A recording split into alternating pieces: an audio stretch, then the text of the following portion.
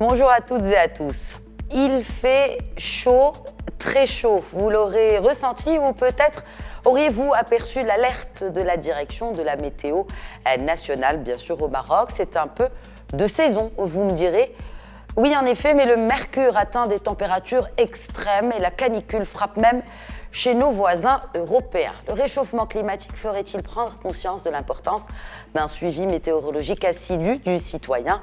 Élément de réponse en compagnie de Monsieur Prévision Météo au Maroc. J'ai l'énorme plaisir et joie de recevoir Monsieur Bellouchi sur ce plateau. Mohamed Bellouchi, bonjour et bienvenue à vous. Bonjour et merci pour l'invitation. Merci surtout pour cette présentation. C'est naturel. Donc pour la toute première fois de toute son histoire, la Belgique est en alerte rouge. Londres pourrait connaître le jour le plus chaud de son histoire. La France est en alerte rouge depuis quelques jours maintenant sur plusieurs départements français. Cette canicule-là est-elle en train de frapper le Maroc également, professeur Bellouchi? Effectivement, comme vous l'avez annoncé, il fait anormalement chaud. Et nous sommes intéressés par cette vague de chaleur ou canicule. La définition n'est pas la même. Pour parler de canicule, il faut que le phénomène dure 3 jours et que la vague de chaleur ait une température supérieure à la normale saisonnière, ce qui est le cas au Maroc et ce qui est le cas que ce soit en France ou en Belgique, comme vous l'avez annoncé. Qu'est-ce qui se passe ? Actuellement, nous sommes intéressés par des masses d'air secs et chauds qui nous parviennent du Sahara. Et une fois qu'ils arrivent à la chaîne de l'Atlas et qu'ils veulent l'enjamber, elles sont pressées contre la chaîne de montagne et elles perdent le peu d'humidité qu'elles ont et elles arrivent encore plus sèches et plus chaudes sur le Maroc et ils sont poussés par les courants en altitude vers l'Europe centrale, en conséquence vers l'Espagne, la France, la Belgique, et elles arrivent là-bas toutes chaudes, anormalement chaudes. Donc c'est ça le phénomène qui existe actuellement. Très bien. Est-ce que cette chaleur-là, justement, on a l'impression que maintenant il fait plus chaud en France qu'au Maroc, que dans certaines régions du Maroc, notamment dans la région du Rhône, par exemple, ou même la région nord du Royaume? Vous avez deux températures. Vous avez la température qui est enregistrée météorologiquement dans les normes scientifiques. Il faut être à 1,50 m du sol, dans un abri météorologique, à l'ombre bien sûr, et un terrain gazonné. Et vous avez la température ressentie. Cette température ressentie n'est pas la même pour vous et pour moi, et elle dépend effectivement du lieu. Si vous avez un terrain qui est sableux, donc la réflexion de la chaleur se fait plus, ça dépend du milieu. C'est ça qui fait qu'en Europe, on la ressent plus. Et puis, au Maroc, par exemple, on est plus ou moins habitué à cette hausse de température. Mais soyons sûrs que les températures sont anormalement hausses. Anormalement hausse, on reviendra justement sur l'évolution, n'est-ce pas, de la météo, notamment chez nous au Maroc. Vous avez donc la météorologie, la direction de la météorologie nationale a également annoncé une vague d'orages. Alors, les orages estivaux ne sont pas sans rappeler, bien sûr, les drames, notamment celui de l'Ourika, près de Marrakech, en 1995. Est-ce que c'est normal? Est-ce que c'est normal d'avoir des orages, tout d'abord? Et deuxième question, qui est tout aussi relative, sommes-nous immunisés contre ce genre de catastrophe aujourd'hui au Maroc? Les orages, vous avez deux types d'orages. Ceux qui viennent avec la perturbation et qui se passent dans les périodes de pluie et ceux qui se forment localement en période sèche. Vous l'avez remarqué que tous ces orages se forment généralement près des montagnes. Ourika, c'est une zone montagneuse avec, bien sûr, c'est un mauvais souvenir pour nous autres, Marocains, et pour certains touristes qui étaient là. Donc, qu'est-ce qui se passe? Vous avez de l'air qui est chaud.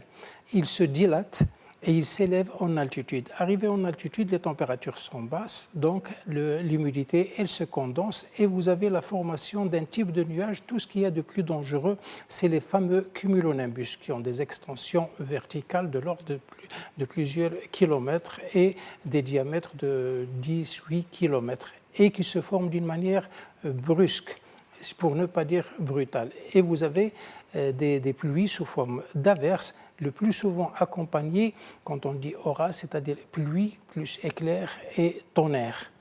La catastrophe, elle réside quand vous êtes mal placé. Nous sommes en période de vacances, donc généralement les gens cherchent la fraîcheur et ils vont du côté des oueds, voire même camper à côté. Qu'est-ce qui se passe? Des fois, vous avez un orage qui éclate à plusieurs kilomètres, donc vous ne le sentez pas, vous ne l'entendez pas, mais c'est la crue qui fait les dégâts. Heureusement, actuellement, dans la région d'Orica et plusieurs régions, nous avons adopté des systèmes d'alerte. Vous avez des sirènes qui fonctionnent et qui alertent les gens. Et il y a aussi une culture qui s'est établie au sein de la population pour les préserver contre ce genre de catastrophe. Et comme vous l'avez cité, cette saison estivale pousse justement les gens vers ces régions, donc des systèmes d'alerte sont plus qu'importants. Alors, en moyenne, fait-il plus chaud ou moins chaud que les années d'avant? Est-ce que le réchauffement climatique, on peut vraiment parler aujourd'hui d'effets de réchauffement climatique chez nous au Maroc? Le réchauffement climatique ou les changements climatiques, chacun l'appelle à sa façon, c'est une réalité. Personne ne peut le nier. On peut être pas d'accord sur le pourquoi de la chose. Les uns accusent la révolution industrielle, c'est les polluants qui font ça, les autres ils vont chercher la solution dans les mers, c'est El Niño, c'est des courants marins qui font ça. Donc chacun y prêche sa théorie. Mais ce qui est sûr, et toutes les instances scientifiques, surtout en météorologie, que ce soit l'Organisation météorologique mondiale ou autre, ou le GIEC, tout le monde est d'accord qu'il y a un changement climatique. Comment on le constate?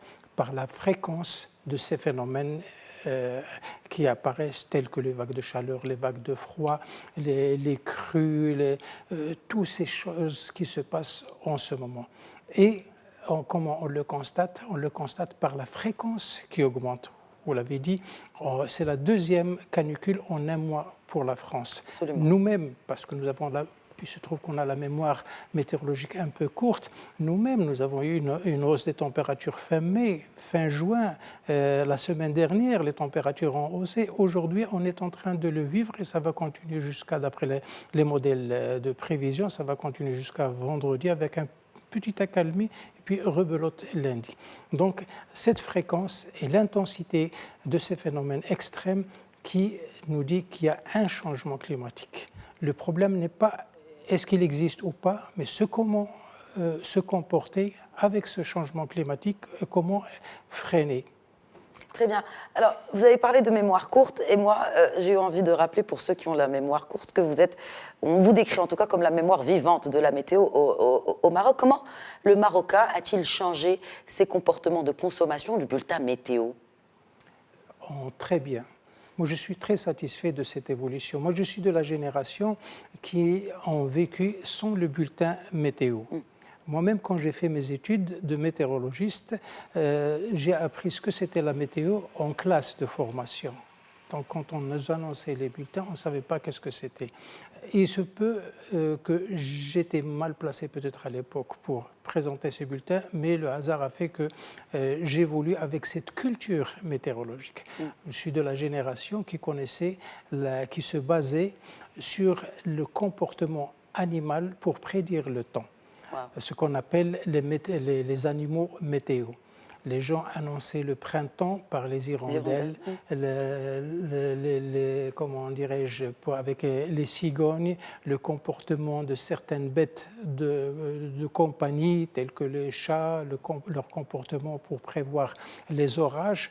Mais on faisait plus confiance à ces animaux météo qu'à nos propres météorologistes de l'époque, parce que la météo était dirigée vers les professionnels, vers l'aéronautique, vers la navigation maritime, vers l'agriculture, mais l'agriculture industrielle. Mais le public était en quelque sorte ignoré. Vous savez que le premier bulletin qui a apparu à la télévision, il date de 1976. Alors que nos archives au Maroc, elles datent depuis 1896. C'est-à-dire que nous avons un siècle de données et que la première station météorologique, c'est celle d'Essaouira.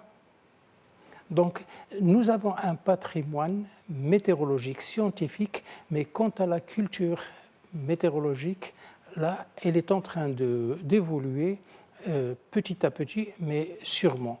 Je sais que d'après mon échange avec mes pairs qui présentaient le bulletin ou qui étaient mes collègues météorologistes, que la tranche d'écoute ou la plus élevée dans les stations de télévision ou de radio, c'est le bulletin météo. Oui. Au point que certaines stations, pour vendre cet espace publicitaire, ils mettaient le bulletin à côté pour que les gens vivent avec ce bulletin. Et vivre avec cette belle histoire, en tout cas de météo que vous venez de nous raconter et de partager avec nous, ainsi que ces explications dont nous avons besoin pour mieux comprendre ce qu'on est en train de vivre comme canicule et fait de grosses chaleurs. Mohamed Blaouchi, merci infiniment d'avoir répondu aux questions de Médien TV. C'est un plaisir, madame, d'être votre invitée. Absolument partagé, merci beaucoup. Merci à nos téléspectateurs de nous avoir suivis. Très bonne suite des programmes sur Médien TV et Médien TV Afrique.